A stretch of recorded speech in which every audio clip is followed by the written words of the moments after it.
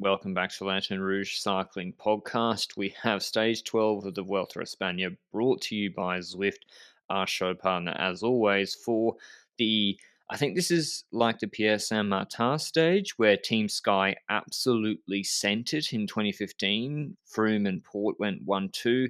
There's one categorized climb, it's a Cat 1, and it's steady 20K, 6.5%. Yeah, some of it's a little bit steeper, some of it's not, but there's no kilometer over 8 point. Oh, it's 19% kilometer, but it's really steady. And there's no categorized climbs before it, and it's flat before it. So, two options. A really soft weak break goes because they're flat, because the team wants to control, but then which team, like a lot of the teams, GC teams are hobbled here, particularly Quickstep, and they have the strongest climber so far. So a monster break went. Our rapid fire through it. Benji will pick out the interesting riders from it. Turnison, Champoussin, Battistella, Lutsenko, Zambanini, Fabro, Kelderman, Caicedo, Shaw, Carapaz, Bacalance, Bevan, Goldstein, Hagen, Oliveira, Rojas, Vervaeke, Craddock, Brenner, Wiedeberg, Tiberi, Soler, Oliveira, Polons, Tamino, Vermeersch, Vine, Diaz, Canal, Tourier, Jesbet, Ocean. Remix that into an LRCP rap. What a rap that would be. That would be crazy. I can imagine it already. Mark Soler with two teammates, already a stage win. Vine with two teammates, already a stage win. So that's a bit of strength in those two areas, but that does not mean that they're the all-out winners here either. Carapaz was in GC, the one of the hopefuls for Ineos, but clearly fell out of that. So he tried to get in the breakaway today, hoping for a stage win, not necessarily to jump up to GC. If it's accidentally happening, then he might be happy with that situation, though. Kelderman with his teammate is also interesting because Kelderman's only on like 14 minutes in GC here, and he's got a teammate here. He's not really the winning type, so what would his goal be? Is his goal to backdoor away into the top 10, or is he actually looking for that stage win that he's been hunting for his entire life and only found in time trial so far, if my mind serves me right, and a GC somewhere in some race? But on a road race, hasn't happened yet, so intriguing phenomenon there. When it comes to other riders in this group, there were quite a few strong ones. Like, you would say that Lutsenko is a strong rider, but if I put that guy against a Carapaz or a Vine or a Soler, I would say, no, that's not it. But Soler with two teammates, I said. Polans is interesting, though, because the dynamic we've seen with Soler in breakaways is that he seems to drop earlier on and then come back towards the end. We saw that with the stage that Vine won, the last one he won, I think stage 8. Soler came back in the final stretch and so forth. So I was expecting Polans to like remain as the strongest on the final climb, and then towards the end, Soler to come past. And maybe that might happen, maybe that might not happen. But that was kind of my prediction going into the final climb on this stage. But this breakaway, solid gap instantly because, like, what is Quickstep gonna do? Cavagna, like we mentioned it yesterday, it's the only rider that can really do stuff on the flat. They had Vervaak in the breakaway for a bit, and eventually they ended up pulling him back, and that was at an interesting moment. We will talk about the breakaway stuff, continue onwards after this, but I do want to mention this considering it is actually connected to the breakaway. Vervaak dropped back, and it looked like it was called up at the exact moment that something happened in the peloton. Remco ended up crashing in a corner, a bend, and it was an interesting thing because it was very similar towards Alaphilippe yesterday in the way that he just slid out. It looked like he was undercutting the corner a bit. I don't know if he braked in the corner or not, but that was suggested by a few. What was your take on the crash itself? It was actually, yeah, really similar. Some spectator footage came out on Twitter of the Alaphilippe crash because we couldn't see really what happened. There was no heli shot on TV. And yeah, it looked like he ran wide too fast and then tried to straighten up too fast and slid out on dusty roads. And something similar happened to Remco. And he landed on his right hip. He tore up his shorts a little bit. He didn't seem to hit his head, shoulders, everything else, legs, knees, fine. Just a little bruise, no blood, I don't think, too much on his right Yeah. hip through the rib short. So, yeah, Viveka called back. I think maybe a little overreaction, maybe a little bit of panic. Like, I think the idea with Oliveira in the break, with Viveka in the break, was to be satellite riders to help out on the climb itself. I'm not sure the actual plan was for Viveka to come back Yeah. at that exact point. I just think they said, get back here. to help chase. Wilco, everyone was rolling turns in the breakaway, really. Like, I don't know, Vine was the short favorite for the stage from that breakaway, but everyone was rolling turns because I guess Wilco had a dual GC ambitions as well. But there was an attack. But before we get to that, I remind you, it's the 1st of September. Autumn's here in the Northern Hemisphere. The rain is here in Andorra, and that means indoor season is here. Zwift has just announced a raft of updates landing soon, so there's never been a better time to join or fire up that account again if you pause your subscription over the summer. There are more pace partners than ever before, and this is a personal favorite, the ability to chase your personal best ghost across segments, a new race series, and even new roads, all landing soon. Plus, with training series like Zwift Academy starting, there's never been a better time to give indoor training a shot. For more information or to start your free 7-day trial, head to Zwift.com through the link down below. But yeah, Batistella attacked in the break to try and force Vine's teammates to chase. Vine's teammates did chase Tamino and Vermeersch on the flat. That's why having teammates is so important, so he doesn't get forced to chase. They brought him back, and no one else really tried because Vermeersch would keep pacing, I think. Yes, and we also got to mention, like, we spoke about Kelderman a bit so far. We spoke about Kelderman being a rider that is gently moving up in GC, the larger the gap of the breakaway becomes. And because of that Evenepoel crash at a certain point, at like 40-ish kilometers to go, the tempo in the peloton went down a bit as they waited for Evenepoel, and the break extended to a point where I think they had 11 minutes and 54-ish seconds, if my memory serves me right, which meant that Kelderman not only jumped into the top 10, but was virtually on the podium in second of this Vuelta for at least a tiny bit. So at least he was on the podium for a bit, but we know that on the climb itself, the tempo will increase in the peloton. So that would only last for X amount of time. But we were certain at that point, right? Like, if you're at that point in the race, virtually second, then there's like 8 minutes to the end of top 12, for example, then it's very likely that if Kelderman does not suddenly collapse on the final climb, that he ends up in the top 10 of GC, which is a very good move. And you mentioned that before. Would that become an issue when it comes to balancing that with a stage win or not? And I guess we'd see on the climb whether he would have issues with that or not. But when it comes to that final climb, Peñas Blancas came up, and I feel like Alpecin controlled that really well for the initial part of the climb. Vermeersch and Tamino pacing pretty well.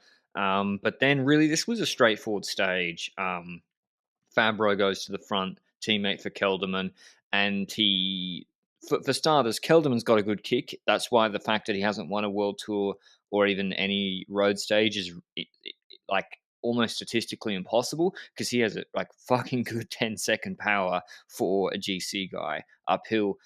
So Fabro pacing was good because he just sits in, everyone sits in, he keeps the gap to the peloton, GC safe, and then if we go to the finish, we go to the finish, and I back Kelderman. But Fabro did his best, kept pacing, eventually pulled off after a lot of riders had dropped. Soler was nowhere, but he was just doing Soler things. He'd taken some tips from Almeida on pacing.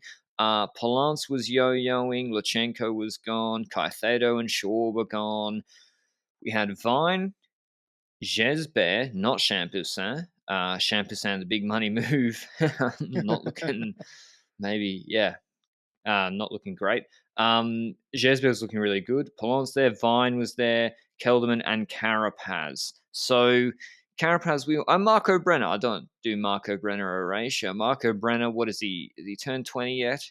He just turned 24 days ago, the German on DSM. He's very, very good. He was there with them. So now is the tricky part, Benji, where Vine is probably people are worried about. Fabro's pulled off.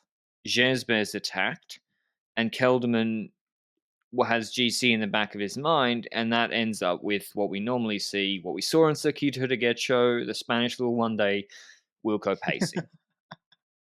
Yeah, exactly. I feel like when Gisbert went for that move, Kelderman was also the one that also closed down Gisbert. But like Kelderman, the initial response to like attacks that happen against Keldon one, I feel like he's on like the biggest gear as possible. It's like he's mowing his lawn on his bike for some reason, and then it starts upping the cadence towards their wheel, and it's really interesting to see that.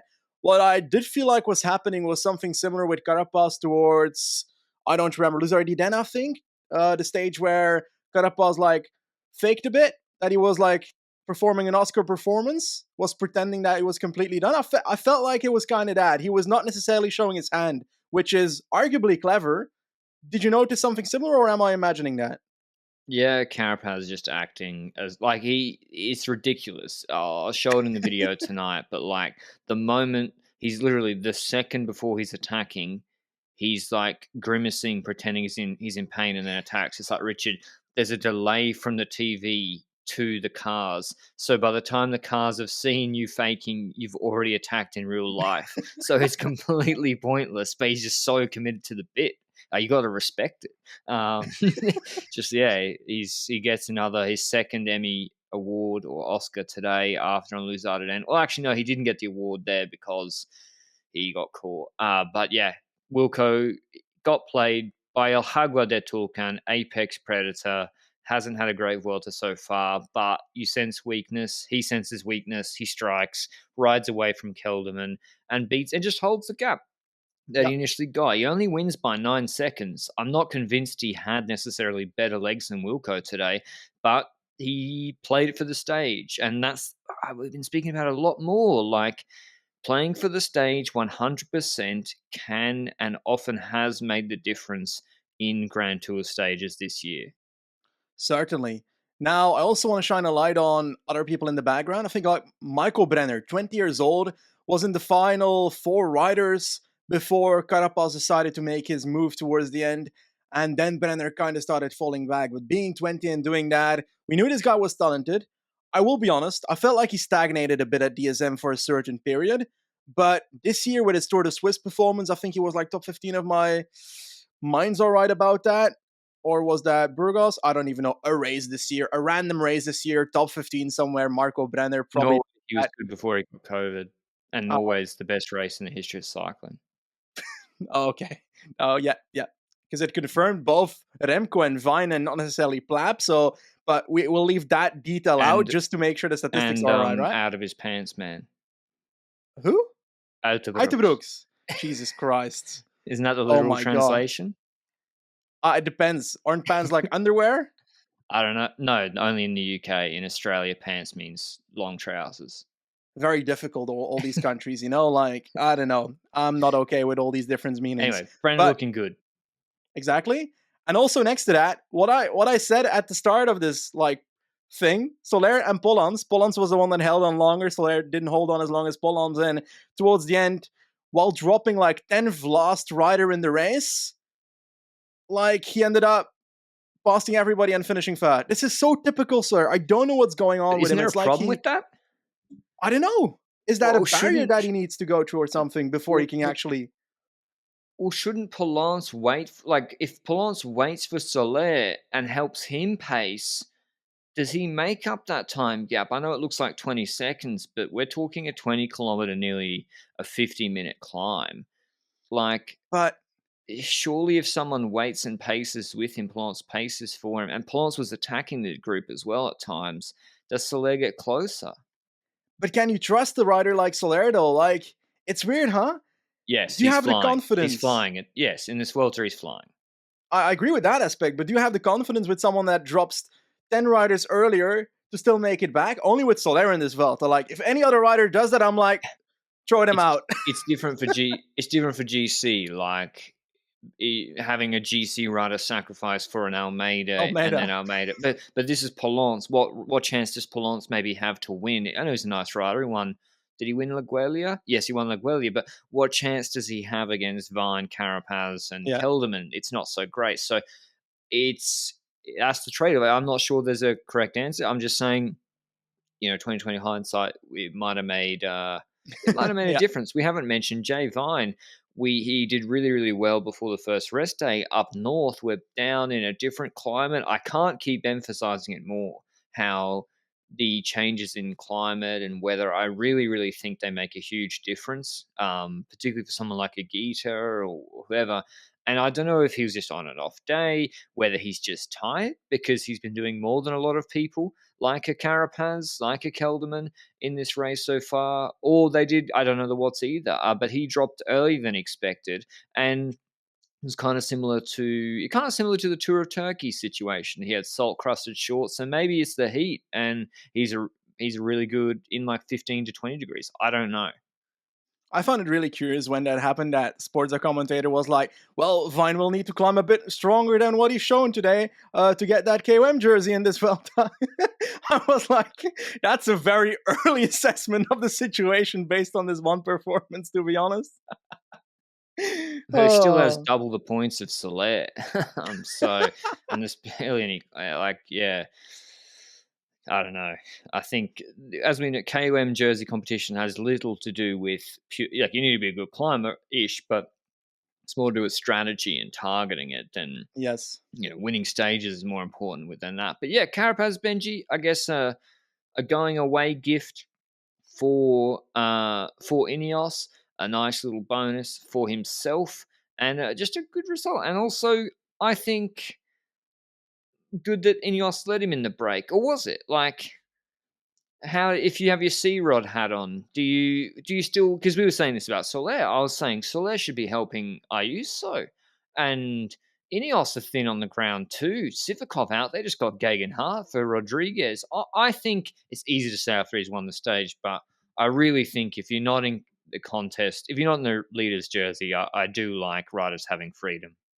I think so as well. I'm relatively similar with you on that opinion. I would, yeah, it would be very different in hindsight if, for example, a Rodriguez attacks the GC group today and gains a minute. Then you'd ask, okay, what would have happened if Carapaz was there? Would that have helped? Would Carapaz dropping back on the climb as a satellite rider would have helped Rodriguez in that situation gain time on certain riders? Yes, it would have, but in hindsight, from what happens in the GC group, which we'll go through today, that might make a different opinion. But when it comes to GC, let's get to that first and then talk about it. We've got a GC group that is starting the final climb, and we don't have that many quick step riders in it. We lost Alaphilippe, we lost Seri and Sofov. I think there were 3 quick step riders at the foot of the climb, I'm fairly certain. The last 2 that survived were Vervac and Van Wilder, but they were not the ones that were setting tempo at the foot of the climb because Jumbo Visma took it on. Jumbo Visma took it on, and what they did was put Rohan Dennis at the front. They started pacing with Rohan Dennis. And did you feel like that tempo was significant? Because I swear, like, quite a bit of people were dropping. I think the initial Dennis push was pretty firm. Like it did seem to catch people. Like Geoghegan Hart was badly out of position. Moving up, I think Ayuso was in bad position, maybe caught off guard. So I definitely think Dennis pushed on at a decent pace, probably just having a little look to see how does Rip Shorts Remco look on this climb. Now, this climb really does suit Evenepoel's consistent gradient, um, long climb, 50-minute efforts is no problem for a guy that's done well in flat world champs, ITTs. So it does suit him, but I guess they had a little look. I do think I do think in the end, and then they got Harper to pace quite hard. That was after Dennis had been pacing for a while. Egita looked no good.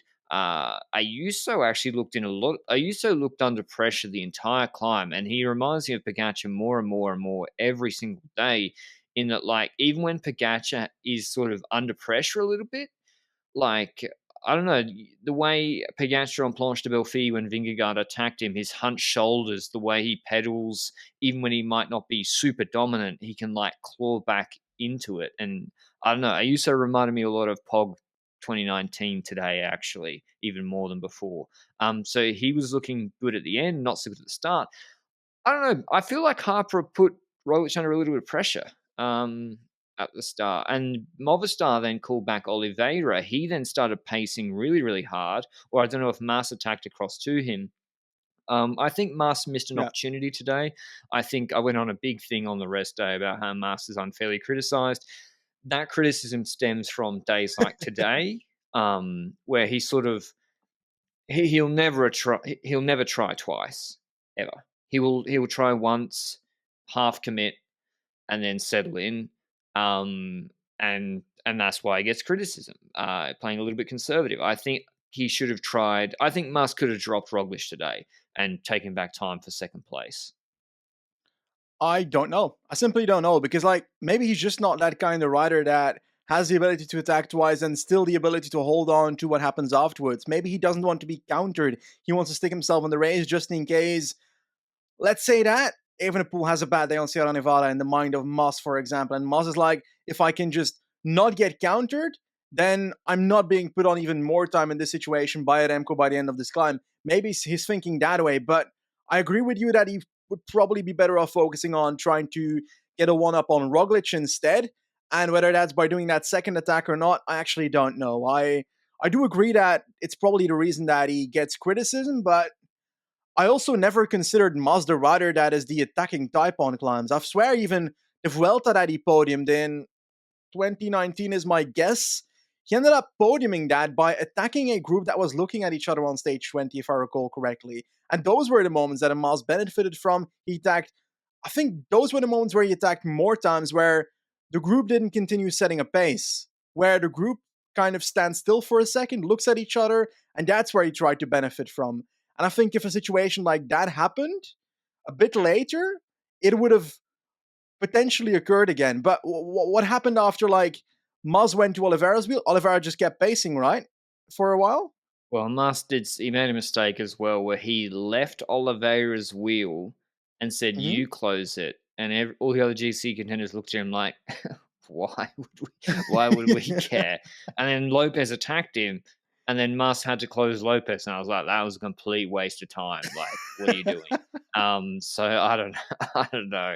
Then Geoghegan Hart came back and he started pacing for Rodriguez. Then through a hairpin, Rodriguez attacked the group. Ayuso is there with Evenepoel's looking, by the way, the entire time of this climb, he looked completely comfortable and in no problem. They have Evenepoel, Mas, Ayuso, Almeida's yo-yoing, but he would eventually get dropped. And Roglic, is looking, I would say okay, but on the limit. Like I think one big attack could have been trouble for him, but there was a bit of stop and start, which helped him. Lopez looked all right until the end, and yeah, Rodriguez attacked, had the group on his wheel. No one counted him. He stopped, and then Evenepoel just started pacing to the finish, and then Rodriguez lost 11 seconds in the last 100 meters. It happened the other day. He lost 13 seconds to the group the other day. He seems to, I don't know. He just doesn't have that finishing burst at the end because Evenepoel wound it up at the end. And Ayuso, this is what I was saying, like Pog, like Ayuso just holds on into that group and just keeps the draft. So Evenepoel finishes with Mas, Roglic, Ayuso, Lopez on 6 seconds, Rodriguez on 11 seconds. Geoghegan Hart, very good. I do wonder if he might have attacked to see who chases him and take back time because I do think a 2-liter strategy for Ineos, if Carlos isn't stronger than the other guys fighting for top 5, then you need something more than just pacing. You need something else. But yeah, GC big shakeups in the 6th to the 10th region. Evenepoel same gaps to Roglic, 241 to him, 303 to Mas. Rodriguez loses a little bit. He's on 406, 453 Ayuso knocking on the door. Kelderman moves from 21st to 6th. On 628. Lopez is on 656. Almeida drops down 2 to he's on 718. Polonce, he's in the top 10. He's on 8 minutes. Yeah. Geoghegan Hart moves down 2 on 8:05. O'Connor had not a great day, I don't think. He lost a minute or so, 55 seconds. Hindley lost 90 seconds, finishing with Valverde. So not a great day for him. But what does that mean for GC, Benji? I think a lot when it comes to a team that you probably wouldn't expect me mentioning right now. And this is something that we've looked at yesterday when it comes to Higuita trying to go in the breakaway, Kelderman trying to go in the breakaway for Bora to try and get into that top 10. I think there's another team that is perfectly situated with 3 riders in the top 20 on 11 minutes, 13 minutes, and 14 minutes. And that is EF Education first. You can bet that they will try and get in the breakaway, gain 10 minutes, and one of them will end up on the top 10. I 100% bet you. Like, they are like perfectly situated in GC to do that, right? They have to for the points. They need multiple guys, even to go ninth or 11th, like Uran and Yeah, Carthy. They have to go for that. And they've been, who they got? Even Padun, like yeah. Padun, if he stays with GC Group, if he just stays with them on Sierra Nevada, he'll move into the top 10 by default and won't, because the third week is so soft. So I think Uran and Padun look like, I think Padun will do better than Uran on Sierra Nevada, but it's hard. Padun doesn't do so well there. Yeah, there's the relegation stuff in play as well. Bike Exchange now no longer have Yates, so it's pretty much just EF fighting for that. I don't know. It's Movistar. Movistar, but they just ain't gonna have Mas do his Yeah. best. Like they don't have multiple, and he won't be able to get in a breakaway. Valverde is falling. Okay, he's now 17th instead of like 13th. So they're I losing don't know why spots they with got him to Valverde. pace. Did they get him to pace? I don't Uh, remember, Bauer should fight but for 10th. possibly maybe try and get in the breakaway in a similar fashion we just mentioned for Yev. You don't know, that might lead to a satellite rider role if Maz ends up dropping people behind. You never know that. You can always consider that on the go then if you got Valverde in the breakaway. I do want to mention a lot of people have been asking me on Twitter, and I think we spoke about it today in our chat as well, Patrick, that Rodriguez is wearing the Spanish jersey, the national championship jersey. Ayuso is wearing the white jersey. Now, I went into an in-depth investigation. Basically, I just asked Twitter, guys, what is this? Why is he wearing not the white jersey but a Spanish jersey, despite being second in the youth classification? Because Remco's first, but is wearing red, so he can't wear white. Second is Carlos Rodriguez, but he's Spanish champion. And apparently, the rules actually mention that specific thing. They say that in a situation that a second rider, well, the first rider, like Remco, has the red jersey, then he can't wear white. The second rider will have his world or national champions jersey prevail over the youth jersey. And apparently, according to the UCI rules, that is a must. On stage 9, Rodriguez was wearing white. And I'll be honest, my guess is that that's a mistake from the organizers. Because according to the UCI rules, how I read them, he should not be wearing white. And like today, Ayuso should be wearing white, as simple as that.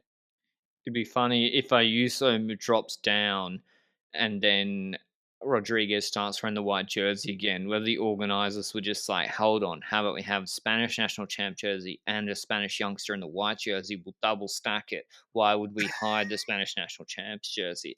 Um, I don't know. But Rodriguez and Ayuso, it's looking good. Rodriguez is looking good for Sierra Nevada, but we have Pandera before then. But before even then, we have, I don't know. I was going to call it an interesting stage, but it might not be. It's from Ronda to Montilla tomorrow, and it's 169 kilometers long. There's no categorized climbs, but it's not a pure sprinter's day by any stretch. It's up and down, rolly all day. There's a bonus gate with an intermediate sprint on the top of a short little hill with about 15 kilometers to go. The final ramp, I believe, is 700 meters at 5%, or that's before the final ramp. I need to check the final exactly. I think Mads Pedersen, I think Trek have to go all in for him tomorrow. This is easier, in my opinion, than the LaGuardia Stage 4 finish, which was 900 meters, 8.4%. This has a little flat section. Sort of before the final punch, I really think they have to go for Pedersen tomorrow, and I think that might benefit Roglic. Roglic might take some seconds on Mars and others tomorrow. But who else will pace? Is it too hard for Groves? There's also the issue, I think Scottson is out as well. I don't think it was COVID related based on what I read in the tweet, but he was just feeling ill. So that's an extra rider for Bike Exchange that's not going to be pacing in this peloton. So they might want to keep people towards the end. I don't know. Like 7 years ago, I would have said Valverde, but that's not the case anymore. Like, he on paper doesn't have that punch anymore. Degenkolb will try if he's there in that group, but he doesn't have the teammates to pace, I think. I don't expect DSM to throw everything on the table for Degenkolb on this finish, is at least what I'd say. UAE doesn't have the riders to pace because they're focusing on 10 GC riders at the same time because Polans is now also in the top 10. Alpecin, Merlina, that finish is on paper too hard for him in my eyes. Lotto Sudal doesn't have anything. Do I think Bahrain want to get in the there's, break with Fred Wright and Louis Leon, or go for yeah, from the GC group? yeah. I think there's a thing to be said about the breakaway on this stage, actually. It's very difficult to predict, you know. We might just end up with like 3 riders from continental Spanish teams and would be easily controllable. But if that's not the case, if it's a bigger break with more people trying to actually get something out of the stage from the breakaway, then it changes something. And I think a Cofidis with Kokar might be interesting on a finish like this if he was in the form that he was before the Tour de France. And that's the bummer now because I haven't seen that in recent days. What would happen if Pedersen's in the breakaway and it takes Trek away to pace? Do they automatically make sure the break wins by doing that? I think the only other team that might pace would be FDJ with Pacher. I don't see Jumbo Visma pacing with Dennis all day for this, for maybe some bonus. I don't know. It's a lot of effort. Maybe 10 seconds. He's only got 20 on Mass. Could be decisive if he wins it. But yeah, Pedersen, I think, is the A1 favourite for it. Haters out. This would have been a hater stage. Would Ineos have ridden for him? Maybe not. Fred Wright will be looking to break his his bogey. I would like to see McNulty getting a break with Soler again. I think McNulty on these rolling hills, if they work people over, he's really, really hard to bring back if he goes long. So McNulty as well from the break would be someone I'd be looking at, but his legs haven't looked as good. But I'm going to go with has he done? I just want to check he's done well this year first. I'm going to go with Rudy Millard from the break Okay, and probably maybe Pedersen from the GC group. very possible. I'm going to go with Fred Wright from the breakaway, and I'm going to put all my eggs in the breakaway basket just to be disappointed tomorrow when the peloton ends up winning. But while we predicted this, I do want to give some credit to a rider that attacked today, and we did not mention him in the actual recap of the stage, Daniel Navarro. And he's a guy that rides for Burgos now, but he's actually got a big history because in 2012 he was riding for Saxo Bank, the team that Alberto Contador was leader at. Eventually that year he also got suspended, if my mind serves me right, for the stake gate.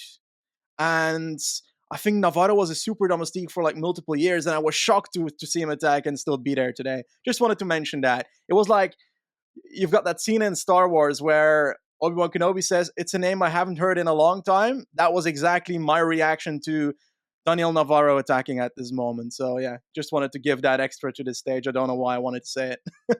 39 years old. He top 10 the tour in 2013. So yeah, still going with Burgos, who haven't really got much out of this race yet. But yeah, Fred Wright, I don't know. Tricky stage tomorrow to call because it might all land on Trek, and Agita's not been looking good. Not expecting huge GC gaps. Thanks for listening, as always, and we'll see you with the recap of the stage tomorrow. Ciao.